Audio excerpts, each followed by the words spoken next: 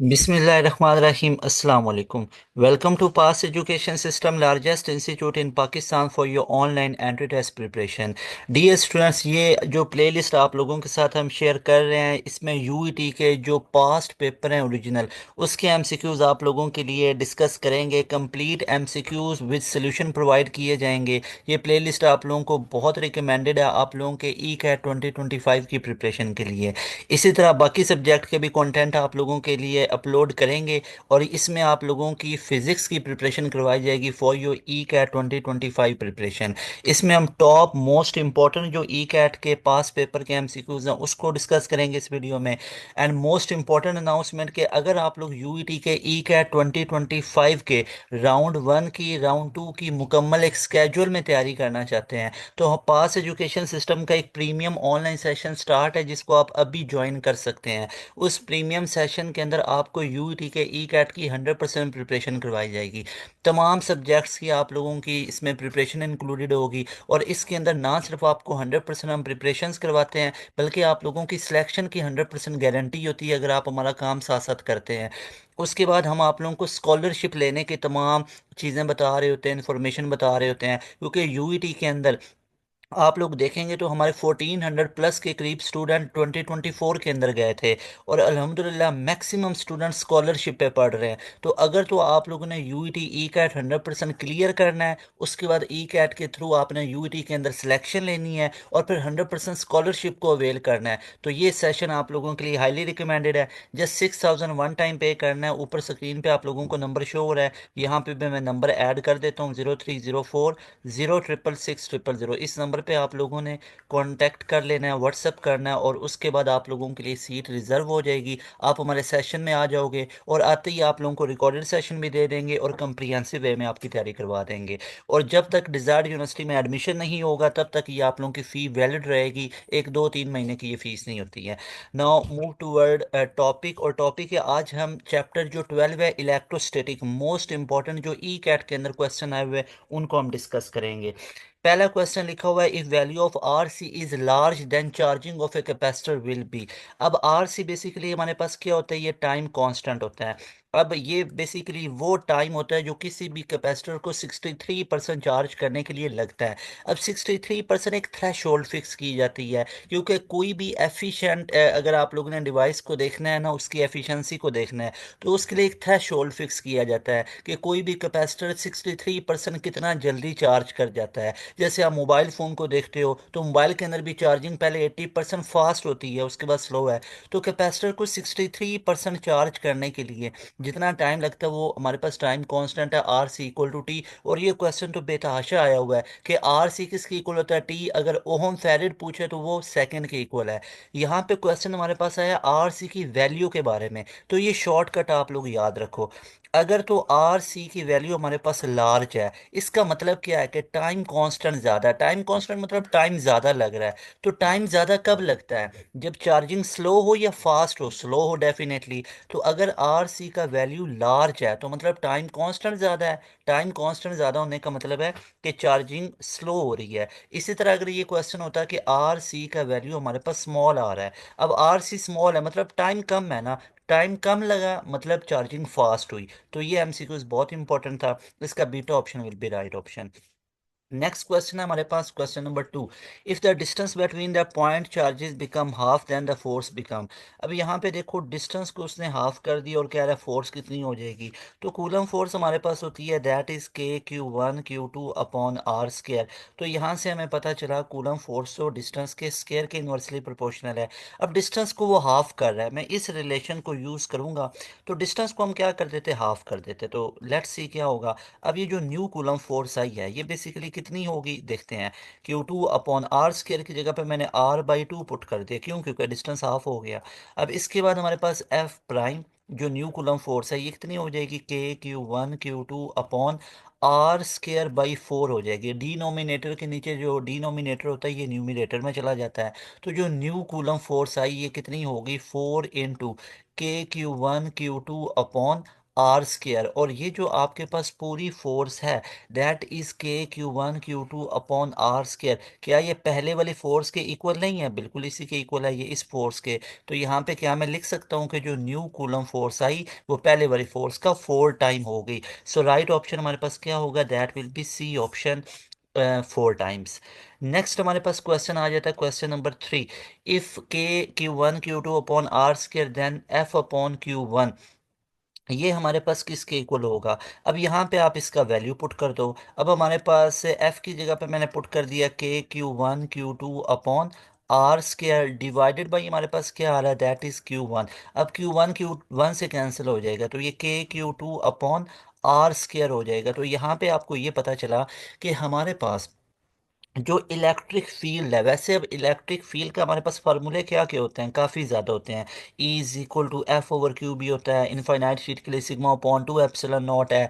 और जो फाइना अगर हमारे पास दो अपोजिटली चार्ज प्लेट्स हैं, सिग्मा अपॉन एप्सिलॉन नॉट होता है। और एक ये भी E का फार्मूला है। तो इसमें हमारे पास इलेक्ट्रिक फील्ड जनरेट हो रही है किसकी वजह से? बाई Q2 चार्ज की वजह से। तो हमारे पास राइट ऑप्शन क्या होगा? That will B beta option. Next question number 4 है, an isolated charge point particle produces an electric field, ठीक है, मैग्नीट्यूड ई। यानी हमें क्या पता चला है? एक चार्ज पार्टिकल है, वो इलेक्ट्रिक फील्ड कितनी प्रोड्यूस कर रहा है? वो ई प्रोड्यूस कर रहा है, बिल्कुल ठीक है।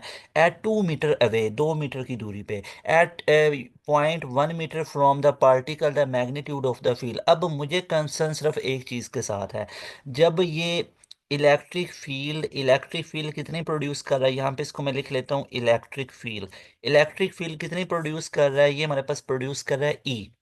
कब? एट 2 मीटर, 2 मीटर पे। अब वो पूछ रहा है 1 मीटर पे कितनी प्रोड्यूस करेगा इलेक्ट्रिक फील्ड को। तो सिंपल इज दैट, आपको डिस्टेंस और इलेक्ट्रिक फील्ड का रिलेशन ढूंढना है। As we know that and we have discussed, electric field intensity होगी K Q upon R square. तो इलेक्ट्रिक फील्ड और डिस्टेंस के दरमियान तो इनवर्स का रिलेशन आ रहा है यहाँ पे। जब डिस्टेंस हाफ हो जाएगा तो इलेक्ट्रिक फील्ड तो 4 टाइम हो जाएगी। So beta option will be right option. Next हमारे पास डियर स्टूडेंट है क्वेश्चन नंबर 5। अब हम डिस्कस कर लेते हैं क्वेश्चन नंबर 5 को। क्वेश्चन नंबर 5 में हमारे पास लिखा हुआ है, a positive charge is moved against an electric field, it's potential energy will be. Most important MCQs है। यहाँ पे एक चीज़ आप लोगों ने याद रखना है कि हमारे पास जब फील्ड के अगेंस्ट चला जाए, यानी अ पॉजिटिव चार्ज है is moved against electric field, कहीं पे एक इलेक्ट्रिक फील्ड जनरेट हुई हुई थी, ठीक है, उस इलेक्ट्रिक फील्ड के अगेंस्ट जब मूव किया जाए, ठीक है, अगेंस्ट, तो याद रखना आप लोगों ने, एक ये ऑब्जेक्ट है, इसको इलेक्ट्रिक फील्ड के अगेंस्ट मूव करवाया गया। तो यहाँ पे जब वो अगेंस्ट मूव होता है ना, तो काइनेटिक एनर्जी डिक्रीज होगी, क्योंकि उसकी वेलोसिटी कम हो जाएगी, काइनेटिक एनर्जी डिक्रीज होगी। और पोटेंशियल एनर्जी इंक्रीज होती है, potential energy increase. For example, एक ऑब्जेक्ट है, उसको आप ग्रेविटी के ऊपर लेके जाओ, यानी अर्थ सरफेस से ऊपर लेके जाओ, फील्ड के अगेंस्ट लेके जा रहे हो तो पोटेंशियल एनर्जी बढ़ेगी। ये मेरी एग्जांपल आप लोगों ने याद रखनी है। ये अर्थ सरफेस है, बॉडी को ऊपर लेके जाओ, हाइट बढ़ेगी तो पोटेंशियल एनर्जी ज़्यादा। ये तो समझ में आ रहा है ना? तो ये शॉर्ट ट्रिक याद रख लो। ऊपर जाते हुए पोटेंशियल एनर्जी क्या होगी? पोटेंशियल एनर्जी ज़्यादा, और काइनेटिक एनर्जी ज़ीरो, मिनिमम, मतलब ज़ीरो नहीं, मतलब मिनिमम होती जाएगी। इसी तरह जब आप फील्ड के अलोंग आते हो, क्योंकि फील्ड तो नीचे की तरफ है ना, ग्रेविटी तो नीचे की तरफ डायरेक्टेड है, तो नीचे आते हुए काइनेटिक एनर्जी हमारे पास बढ़ेगी, अलोंग फील्ड काइनेटिक एनर्जी बढ़ेगी, और पोटेंशियल एनर्जी कम होगी। वैसे भी सोचने वाली बात है कि नीचे आते हुए हाइट कम हो जाती है, तो अगेंस्ट जा रहे हो तो पोटेंशियल एनर्जी क्या होगी? पोटेंशियल एनर्जी तो इंक्रीज होगी। सो हमारे पास राइट ऑप्शन यहाँ पे क्या बनेगा? That is alpha option. Next हमारे पास देखिए स्टूडेंट, क्वेश्चन नंबर 6 है कि two charges are placed at a certain distance, if the magnitude of each charge is double the force will become. Most important है यहाँ पे देखिएगा। अब वो कह रहा है कि दोनों चार्जेस की मैग्नीट्यूड को डबल किया गया तो फोर्स कितनी हो जाएगी? सारे बच्चे आप लोग यहाँ पे देखिएगा, K Q1 Q2 upon R square है। अब दोनों मैग्नीट्यूड को डबल किया, अगर तो वो यहाँ पे देखो ना, मैग्नीट्यूड ऑफ ई चार्ज, अगर तो वो कहता है ना कि magnitude of one of the charge is double, तो फोर्स कितनी होनी थी? 2 टाइम हो जानी थी। क्यों? क्योंकि ये आपको पता है फोर्स यहाँ पे Q1 के भी डायरेक्टली प्रोपोर्शनल है, और फोर्स यहाँ पे Q2 के भी डायरेक्टली प्रोपोर्शनल है। मीन्स टू से आप इसको इन शॉर्ट क्या लिख सकते हो कि फोर्स डायरेक्टली प्रोपोर्शनल है product of magnitude of two charges. In charges की मैग्नीट्यूड के प्रोडक्ट के फोर्स डायरेक्टली प्रोपोर्शनल है।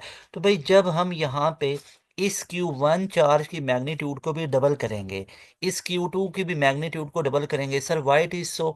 बिकॉज यहाँ पे if magnitude of E charge is double, यहाँ पे हर चार्ज की मैग्नीट्यूड को डबल किया ना, तो इसलिए इसकी भी टू हुई, इसकी भी टू, टू टू ज़ा फोर, तो ओवरऑल फोर्स कितनी हो जाएगी? That will B four times. तो हमारे पास ओरिजिनल वैल्यू का ये फोर टाइम होगी। C option will be right option.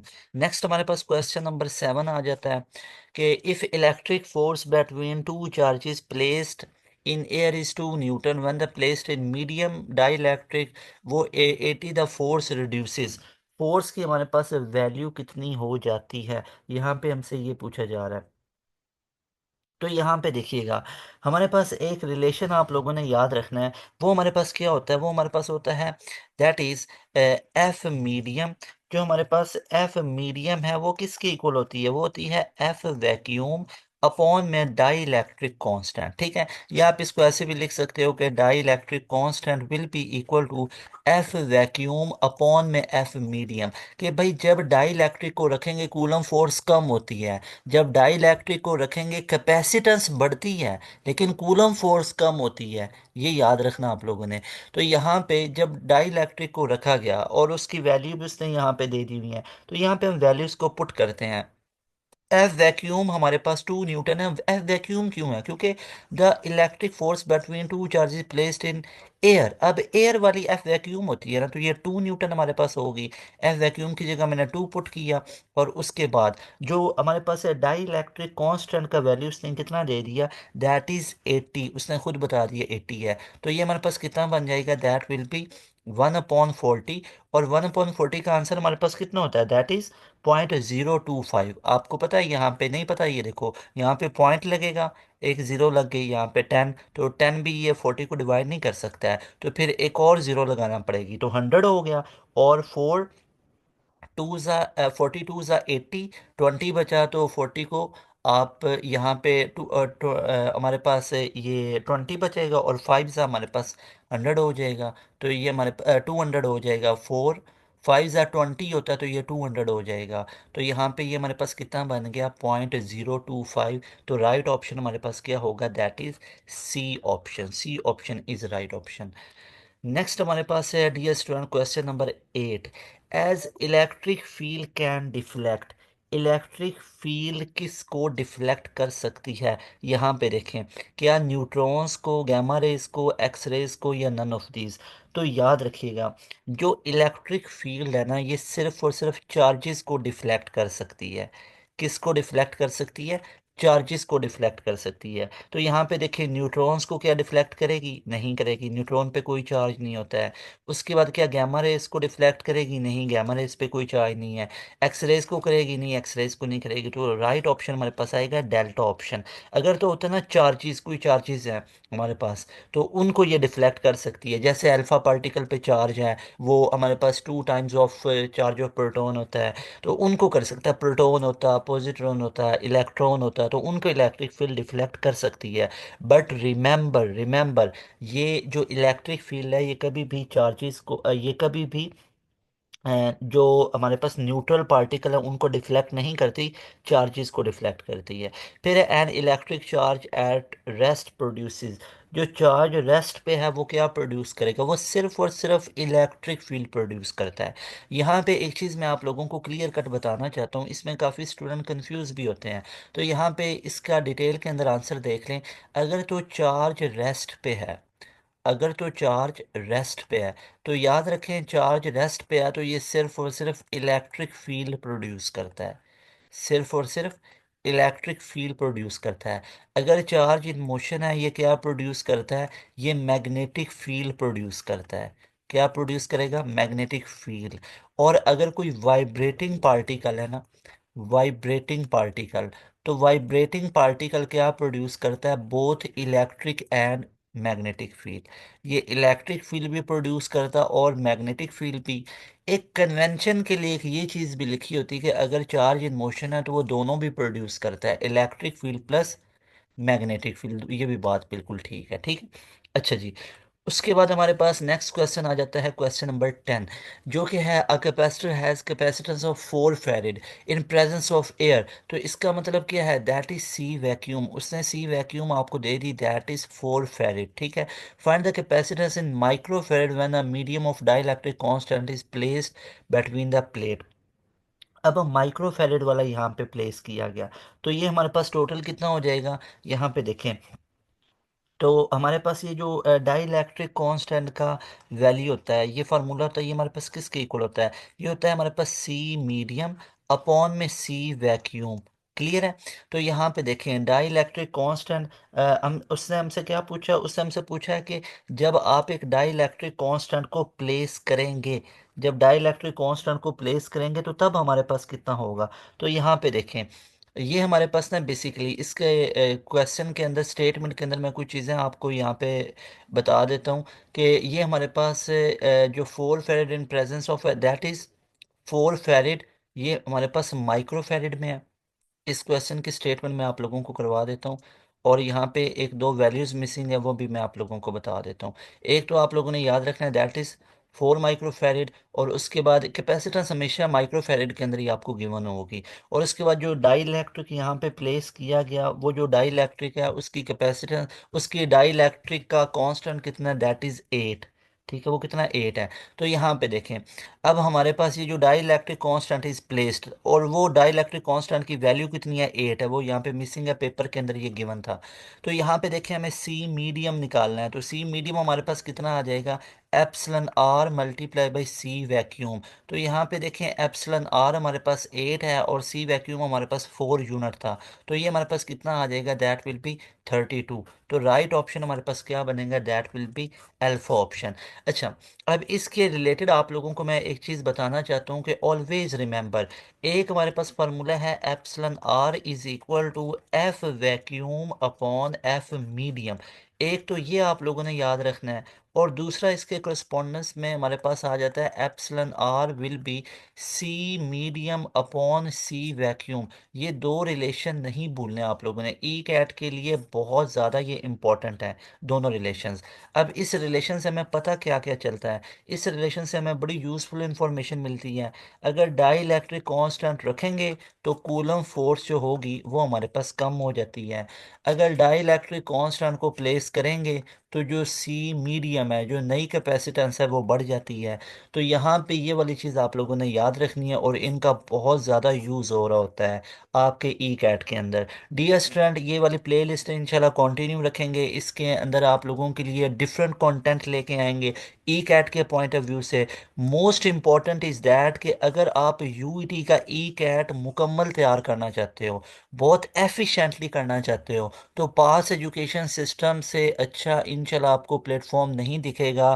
क्योंकि पास एजुकेशन सिस्टम का एक ट्रैक रिकॉर्ड है यूईटी के अंदर हमारे। अगर मैं साल 2024 की ही बात करता हूँ ना, तो यूईटी ई कैट आप लोगों के 2024 में 2 राउंड हुए थे, ठीक है। उन दोनों राउंड के अंदर अल्हम्दुलिल्लाह पास एजुकेशन सिस्टम के मैक्सिमम जो स्टूडेंट है वो यूईटी में गए, सिलेक्ट हुए। पहली मेरिट लिस्ट में 200 प्लस स्टूडेंट सेलेक्ट होने का रिवॉर्ड पास एजुकेशन सिस्टम के पास। डिस्ट्रिक्ट वाइज टॉप करने का ई कैट के अंदर रिकॉर्ड हमारे पास मौजूद है अल्हम्दुलिल्लाह, बाई ग्रेस ऑफ अल्लाह सुब्हानहू व तआला। हमारे पास हर डिस्ट्रिक्ट के टॉपर्स मौजूद हैं ई कैट के अंदर, जो हमारे सेशन के थे, प्रीमियम सेशन के। पहली मेरिट लिस्ट में 200 प्लस स्टूडेंट हमारे। सबसे ज़्यादा CS, mechanical engineering, civil engineering, electrical engineering, software engineering, ऐसी फील्ड के अंदर सबसे ज़्यादा हमारे स्टूडेंट का सिलेक्शन। और इसके अलावा मैक्सिमम हमारे स्टूडेंट 300 प्लस में गए, मैक्सिमम स्टूडेंट 290 प्लस में गए। कभी आप सर्च कीजिएगा pass education system success stories E CAT result, आपको पता चलेगा किस लेवल के हमारे रिजल्ट्स हैं। तो अगर 2025 के अंदर आप लोग भी इन स्टूडेंट्स के अंदर अपना नाम रखना चाहते हैं, तो ये सेशन हमारा आप लोगों को हाईली रिकमेंडेड है, बहुत रिकमेंडेड है। और इस सेशन की ब्यूटी आप चेक करें, जस्ट वन टाइम आपको 6000 पे करना है और आपको इनरोलमेंट मिल जाएगी। जाएगी। जिस तरह आप अपने कॉलेजेस के अंदर, एकेडमीज के अंदर पर मंथ फ़ी पे करते हैं, इधर ऐसा कोई सिस्टम नहीं है। इधर जस्ट वन टाइम आपको 6000 पे करना है, एंड इंशाल्लाह you people will be get into our premium session. और प्रीमियम सेशन में आपको क्या कुछ मिलेगा, आते ही आपको पूरा रिकॉर्डेड सेशन दे देंगे। और उसके बाद आप लोगों को हमारी लाइव क्लासेस की एक्सेस मिलेगी, जिसमें डेली बेसिस पे लाइव क्लासेस होंगी, पूरा हफ्ता चलती जाएंगी क्लासेस।